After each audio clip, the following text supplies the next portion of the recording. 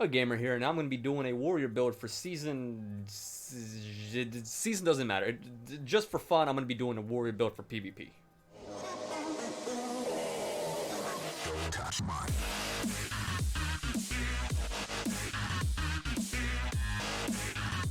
As always, let's start off with my utilities. I'm running Mending. With the Condi Meta running around, the conditions removed is actually extremely useful. But the sad part is, with the resistance nerf of it just being non-damaging conditions, healing Signet just almost became nearly unusable. The passive healing is okay, but nothing great. And if you're getting Condi pressure, the resistance is not going to help you at all. The Defined Stance is very useful, but only if your enemy is not expecting it, or if you're in a giant group fight and just need a heal. So it's actually useful if you're planning on staying on points, holding the points, just in a group fight general, maybe being a support warrior, which there's not really a build for that. And to the limits, only if you're running Vigorous Shouts, the cooldown is okay, it's manageable, and you get an extra 1.1k healing, so you'll probably be healing for about 8k for every 24 seconds, but it's just, the trait line tactics is just not really worth using for just a single skill. It's just, so Mending is the way to go. Endure Pain, even with the power nerf ever since February 2020, I'm using it mostly for the break stun, and once in a while you come across a Mesmer that can one-shot you, or an Engie that keeps just throwing grenades at you, or a Rev that just decides to assaulting, unrelenting strike you across the map through a wall because, you know, teleportation, no LOS, no problem, right? Why have skill when you can teleport?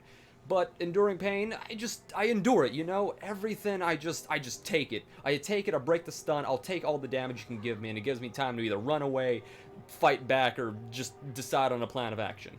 Stomp is actually very useful, it does no damage, but the initial stability that I gain is actually somewhat useful for getting out of entrapments like traps, Guardian, those, I don't even know what the skill is called, but when they entrap you with the either Dragon's Maw or that bow attack, I don't know what it's called. So, but stability is useful for that. You can actually push back enemies to give yourself some leverage on a point to get away. The usefulness of Stomp is actually still usefulness. You get it, usefulness is still useful. The damage may not do anything, but all the other intricacies, I like it. I like it. It's fun. It's kind of useful, kind of. Bull Charge, still no damage. I'm very disappointed in that. The 3-second knockdown is okay. The 24-second cooldown is atrocious. I usually mostly use this for I use it for creating distance. I want to either get away from somebody, get closer to somebody, get to a point faster, just mobility. I use this for mobility, not for damage, but the knockdown does help me in somewhat tight situations. I'm currently running the banner because I don't really like Rampage enough anymore. 96-second cooldown. It's okay. The cooldown is not the problem. It's the damage. I throw a giant rock, it does nothing. I put my foot in your face and kick you across the room, does nothing. What else can I do? I can punch you, does okay damage. I can rush you, it does damage. I can stomp the ground, you just fall over and just say, oh no, I've fallen, I can't get up. Ever since the stun nerf, Rampage has just lost its way with me. Signet of Rage is okay. I like the passive adrenaline gain, especially since I'm running currently the core warrior. So adrenaline gain is kind of necessary, but I feel that with one of my trait lines, I gain enough adrenaline, so not really running Signet of Rage. But Banner Battle Standard is actually very useful. I've gotten many revives with it. I like the Fury, I like the Might, and I like the Swiftness. If I want to hold down a point and I've made my stance, the Battle Standard is where I stand. I make my stand with the Battle Standard. And with that said, let's move on to my traits. On my traits, I got Discipline, Defense, and the Strength. On Discipline, I like running around, I like mobility, so Warrior Sprint's the way to go. I move faster, I remove immobilization. With any of my movement skills, Stomp, Bull's Rush, anything that makes me move, it removes immobilization. So it's actually very nice. I gain a tiny bit of damage increase whenever I have Swiftness, but the damage increase is just so minimal that it doesn't really matter. Brawler's Recovery with the Condi Meta running around. This is almost a must every time I switch weapons. I basically just remove an extra condition just because I want to. Destruction of the Empowered, it's a minimal damage increase. Even if I had all the boons in the world, it'd probably be how much? Like 30 extra percent, which considering I'm doing 2k crits, what is that, like an extra 600 per damage? It's not worth it. And where am I even supposed to get all those condis? Or boons rather? Double standards unfortunately doesn't work with battle standards, so there's no real point in even using it. It would be nice to see if it kind of doubles at least the time on might, swiftness, and fury, but so far it doesn't really do anything. So this is where I gain all my adrenaline from basically my alternative to Signet of Rage. I gain adrenaline every time I critically hit with my axe. I gain 120 ferocity in general and an additional 120, which equals to about 10% per 120. So in total, when I'm running with my axe, just an extra 20% extra damage. I'm not doing much, but the 20% does matter. And just because of this, I throw my axes faster, I can attack faster, and just extra damage.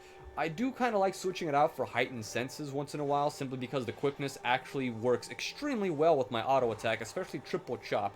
If I can get triple chop off real quick, I do surprisingly a decent amount of damage, and that's not even including double chop and just the regular chop, which it adds on. And if I can get that off quickly, it's pretty nice. The 15-second cooldown is fairly high, so it depends on the situation.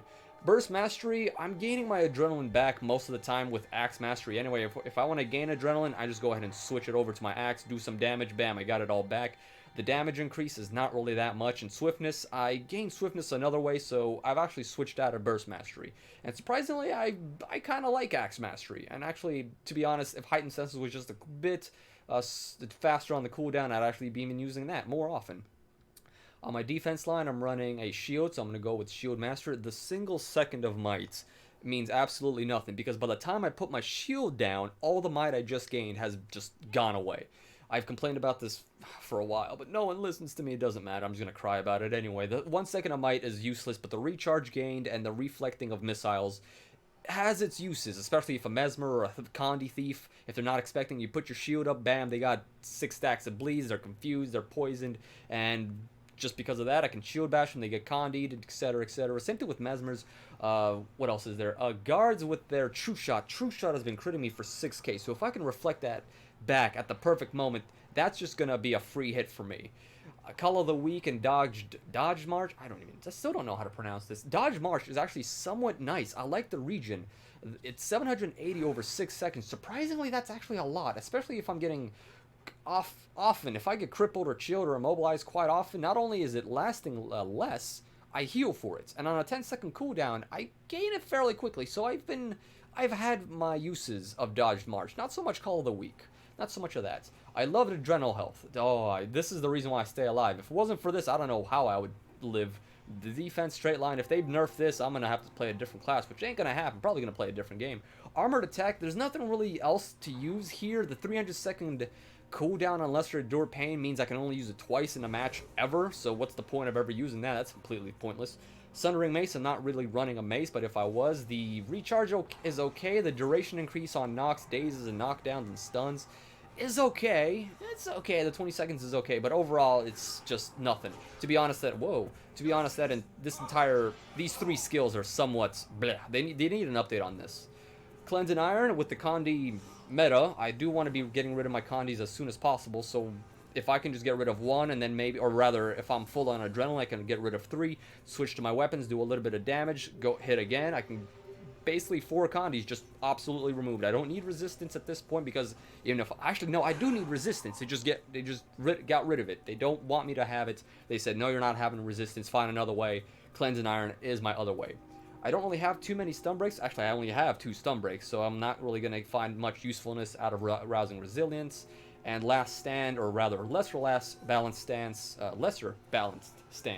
has the same issue as Lesser Endure Pain. With a 3-second cooldown, I'm just not going to find any use for it. It's just pointless. And on my last straight line, we got the Strength. I am running several physical abilities, so I do like Peak Performance. I gain a recharge reduced, so Mending is 4 seconds off, 6 seconds, 6 seconds, and I'm not running Rampage, so I don't get that extra sweet, what is it, like 16, 14, 24 seconds or something like that. I do gain an increase of 7% damage when I do use it, and just in general an extra 3%, so when I pop off any of my physical abilities, just an increase in 10% just because, which is, I'll accept 10%. 10% is okay, just because I can have it, why not? Restorative Strength, it does work well with Might Makes Right, but then it'll be back to 20 seconds, and I don't want that. Brave Stride, I miss having this as Death from Above. If I could have that back, that was the most fun skill for the warrior. Being able to jump off from a high ledge and Skyhammer, yelling Yippee-ki-yay, landing on a point, stomping everybody away is just so satisfying. I want that back. I don't want it to do damage. At this point, it doesn't really matter. But I do want them to at least fly away in epic proportions. But no, we just have movement skills give us stability on a 10-second cooldown, so I'm not using that. Forceful Greatsword, I don't do damage. Unfortunately, I just don't do much damage. Even with an amulet that's focused on damage, I don't do much compared to other classes. But Forceful Greatsword does help me gain might, and might gives me health. Might makes right. Healing. Every time I gain might, I just heal myself. And on top of that, I'm actually more concerned about the endurance. Because I can just dodge roll back and forth. Especially if I have my battle standard on, I'm gaining might. That way I'm gaining endurance. I'm doing damage with my Cyclone. Every time I crit, I have a chance of gaining more might. So another reason why I run Forceful Greatsword. Body Blow is okay. I do a decent amount of... Well, what would you call it? It's immobilizations. There's a word for it. Doesn't matter. You get the idea. And then moving on back down here, we got Berserker's Power. The 21% damage is just for an entire trait line. I don't really want. I don't do much damage, so I'm not really looking to increase it much. Because even if I got 50 extra% damage, it wouldn't be too much at this point because I'm already running as high as I possibly could. So I do mostly want to focus on healing, defense, and just sustainability, which might makes right. And I'm not running Hammer, so Merciless Hammer doesn't work. Great Fortitude. If I'm using it, I only get 2k health, so no, I'm not running that. Well, that is my trait line. Let's move on to let's move on to my build. On my build side of things, I am running the Assassin Amulet. This is mainly focused on doing as much damage as possible, simply because the more times I crit, the more damage I do. I have 60%, let's say I have Fury, I'm about 82%, which is like almost a guaranteed crit with 250% damage, and I've been critting for about 2.5, 3k, that's my high range, unfortunately. That's as high as I can even do. With my strongest skill, with 25 stacks of might, I might be able to do 6k. I've rarely seen higher. If I see a 7 or an 8, I'm blown away by the amount of damage I was able to do. So Assassin's Amulet, I want to crit as often as possible. I do an okay amount of damage, but still there's other classes that just out damage me. Rune Evasion, this is actually how I gain my swiftness. Every time I dodge roll, which hence why I like Might Makes Right, because I'm able to dodge more, I gain 6 seconds of swiftness, and it's in a 1-second cooldown, which I actually like very much, because by the time I dodge roll, I evade, I gain my swiftness, I dodge roll again, bam, this is off cooldown, I gain a second burst, so 12 seconds just by dodge rolling once and twice, and I like swiftness. Swiftness keeps me mobile, keeps me agile. I like it a lot, and the ferocity is actually very helpful too. I'm running the Greatsword, Axe, and Shield combo on my Greatsword. I'm running the Sigil of Battle because every time I switch back, I gain 8 endurance, and a little bit less than 300 health just by switching to my Greatsword, which is okay. I'm also removing a single condition every time I switch to my Greatsword, so if I'm blinded, I don't want to be, bam, or I'm... Actually, you know what, maybe I should switch this over to Axe. There we go, actually, there we go. We're doing it live.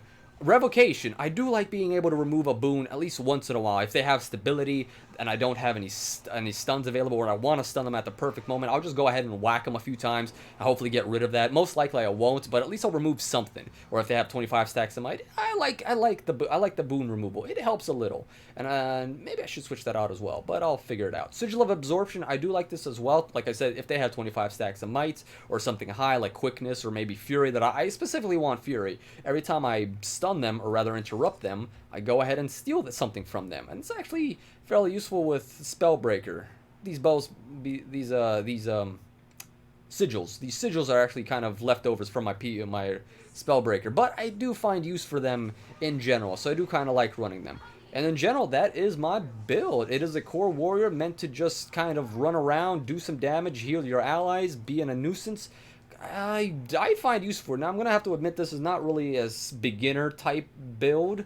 It's mostly you're gonna have to know how to fight. You're gonna have to know how to chase your opponent, how to stay close to your opponent, how to run away at the certain moments in time, which is why I have Bull's Rush, which is actually another reason why I'm running Great Sword. Rush and combo with Bull's Charge, and on top of that Whirlwind attack is almost a guarantee escape. It's an almost guarantee escape. If you're fighting a thief, maybe a mesmer, or anything that is also as mobile as you, they'll probably catch up to you, but that's where your parkour skills have to come in, and you just kind of have to evade them in that kind of manner. Just running in a straight line, you'll just get condied. Somebody will chill you, somebody will poison you, you have no way out. Just mobility is very important. So you got to know how to run, how to fight, when to hit them, and your opportunities. Because this build is still relatively squishy. I am running an Assassin's Amulet. You can kind of switch, actually now that I'm going back to that, you can kind of switch it back for Demo Amulet, which gives you an extra bit of toughness, which it does, that 500 does make a